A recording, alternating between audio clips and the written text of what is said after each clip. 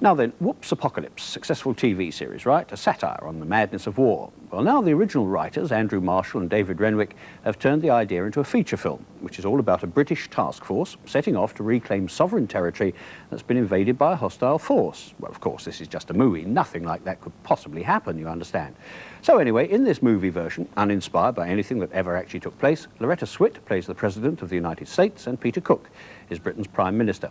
And it was in the PM's residence that Film 86 made the following location report. Action! How are you? Hope you had a good trip over.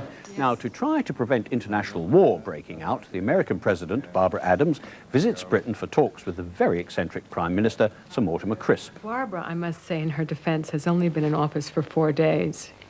The president she succeeded died at the age of 89, asking a reporter to sock him in the midsection with a crowbar to show what good shape he was in. And so she had to hastily take office. Santa Maya has been under siege, and it's a British protectorate, and I'm sort of in the middle trying to make peace between Britain and the Santa Mayans. The Soviet ambassador has made it quite clear, Prime Minister, that no way will his government tolerate the first use of nuclear weapons. The second you release the Trident on Magwador City tomorrow morning, they'll let loose with everything they've got.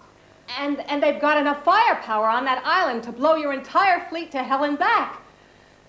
And by then we'll be into a superpower face-off. She and I have divergent views on whether I should start World War III or not.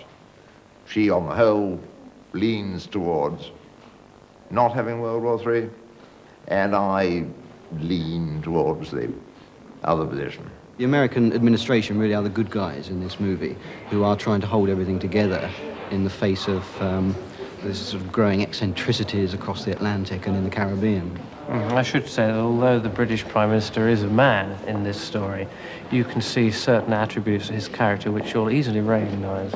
Yes. But not Mrs. Thatcher's characteristics at all. No, absolutely. Definitely not. That's right out. That was right out from the start, really. You see, I've already taken all the precautions necessary to protect my people from nuclear attack. Precautions? Yes, naturally, I've had to keep this whole thing strictly under wraps for fairly obvious reasons. But the fact is that British technology has come up with a real winner I have it hanging on there, winner this time. There we are. What do you think of that? This completely protects everybody from thermonuclear explosions up to 20 megatons. It only costs £1. Given the contract to a little firm in Milton Keynes. They're churning them out by the truckload at this very moment.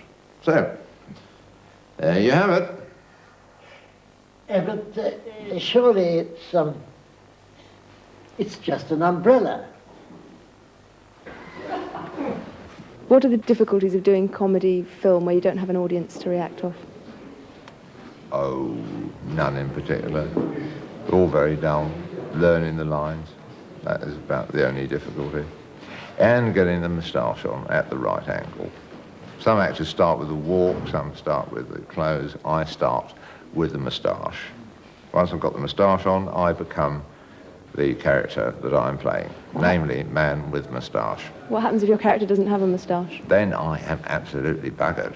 But what I love about filming, what I absolutely adore about filming, is the marvellous people one gets to meet, the superb crew we have the good fortune to work with, and, of course, the sheer joy in British Film Year, which was last year by the time this comes out, British Film Year, knowing that Dickie Attenborough and John Hurt will probably helicopter in and we'll have a little dance, a glass of champagne, and open a new Roxy in Tooting, and I'm terribly excited.